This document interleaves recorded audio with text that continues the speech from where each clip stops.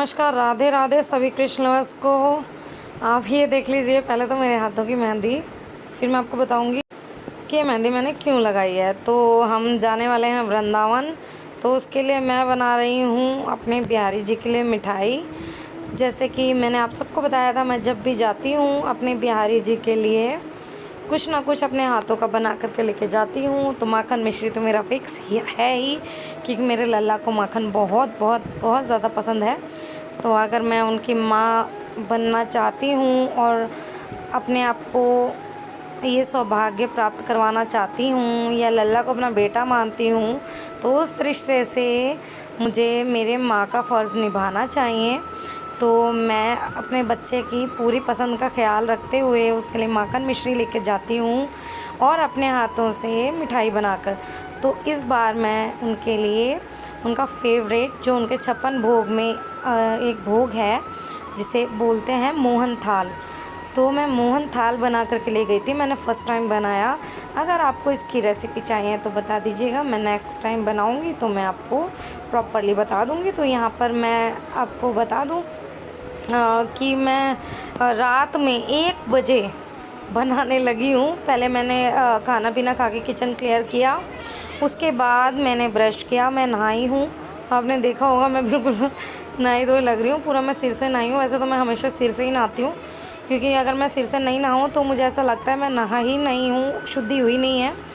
तो इस कारण मैं सर से नहाती हूँ। तो मैंने नहा करके फिर काम शुरू किया प्रसाद बनाने का। तो यहाँ पर मैंने बेसन ले लिया और सारे सो गए हैं घर में और मैं अकेली यहाँ पर लग रही हूँ। हस्बैंड जग रहे थे एक तरीके से, तो बस वो फ़ोन चला रहे थे बैठे हुए, मैं यहाँ लग गई। तो बेसन में मैंने डाला है देसी घी और मैंने डाला है दूध। तो हमें दोनों मिला करके इसको मीड करके मैश करना है अच्छे से। तो मैंने यहाँ पे आधा किलो बेसन लिया है, जिसमें मैंने 12 चम्मच घी और 12 चम्मच दूध डाला है अंदाज़ा। तो मैं इसको मैश कर रही हूँ। इसके बाद मुझे इसको छलनी में छानना है। छलनी में पूरा हमें प्रॉपरली छानना है, ताकि इसमें जो लम्स हैं वो ना रहें, और हमें इसे अच्छे से मीड़ना है कि कहीं भी दूध और घी इधर उधर ना रह जाए। तो मुझे ऐसा लगता है कि लल्ला ने मुझे जो दर्शनों का, जैसे दर्शन मैं शायद आप कह सकते हैं मैं सपने में भी नहीं सोच सकती थी ऐसे दर्शन फ़र्स्ट टाइम जो दिए थे। वैसे तो हर बार बहुत अच्छे से ही दर्शन देते हैं लल्ला, लेकिन वहाँ पर माँ के भाव से मेरे मन से एक प्रॉमिस निकला कि लल्ला आपने मुझे जो दर्शन दिए उसके लिए बहुत बहुत धन्यवाद। और आज से मैं प्रॉमिस करती हूँ कि मैं अपने लल्ला से मिलने खाली हाथ कभी नहीं आऊँगी। हालांकि दिया हुआ तो सब लल्ला का ही है, लेकिन हम उनको किस चीज़ को किस तरीके से अर्पण कर रहे हैं ये हमारे भाव पे डिपेंड करता है।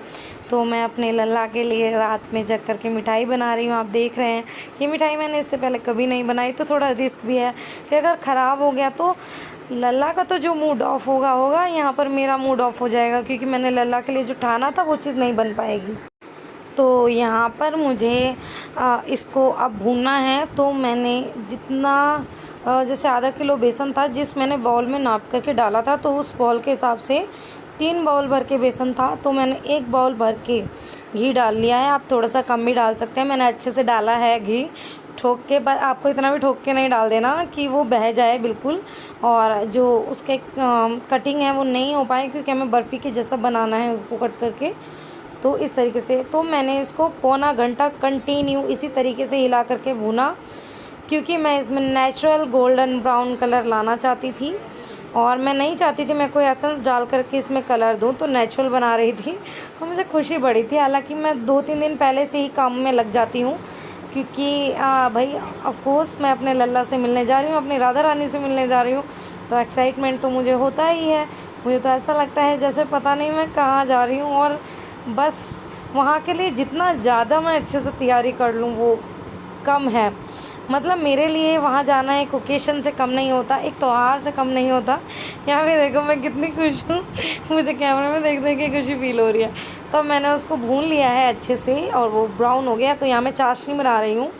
तो मैंने चाशनी बना ली है, जिसमें मैंने एक पूरा का पूरा वही बाउल चीनी ली थी, और उससे थोड़ा सा कम मैंने 3/4 जो पार्ट है वो मैंने पानी लिया था। और मैंने 2 तार की चाशनी बनाई है। उस चाशनी को इसमें डाल के मैं दोबारा से इसको थोड़ा हार्ड होने तक में पकाऊंगी। और उसके बाद हम ग्रीसिंग करके रखा है मैंने, क्योंकि मेरे पास कोई ट्रे नहीं है जिसमें मैं जमा सकूं। तो मेरे पास एक परात थी छोटी, तो मैंने उसमें ग्रीसिंग कर ली घी की। तो मैंने उसमें इसको जमाया, सुबह तक बहुत अच्छे से सेट हो गया था, क्योंकि रात में अगर बनाते हैं तो फ्रिज जल्दी से नहीं खुलता, तो हम रात तक इसको बनाते हैं। तो ये जो है सुबह तक अच्छे से सेट हो जाता है। तो यहाँ आप देख रहे हैं मैंने पराती ले ली है, और आप यकीन मानिए बहुत सारी तैयारी हो जाती है, जैसे मेहंदी लगाना हाथों में, क्योंकि भाई जैसे कि मैंने कहा त्योहार से कम नहीं हो रहा, हाथ त्योहार पे मेहंदी लगाते हैं। तो सुंदर सी मेहंदी, जिस पर राधा नाम मैंने आपको वीडियो की स्टार्टिंग में दिखाया ही था। यहाँ मैं ओनली नाइट गाउन में हूँ, क्योंकि रात में भाई मैं तैयार होकर ऐसे वीडियो नहीं बना सकती, तो जैसे हालत में मैं थी। यहाँ पर वीडियो हल्का सा मैंने फास्ट कर दिया, क्योंकि बहुत लंबा हो जाता, क्योंकि मुझे रेसिपी बनाने में 1.5 से पौने 2 घंटे लगे। तो इसमें बहुत अच्छा जो कलर आया, नेचुरल कलर आया, और यकीन मानिए इतनी टेस्टी बनी है कि मेरे हस्बैंड ने बोला कि जब हम आ गए और हमने प्रसाद खाया तो बोला कि बहुत अच्छी बनी है, दोबारा ज़रूर बनाना।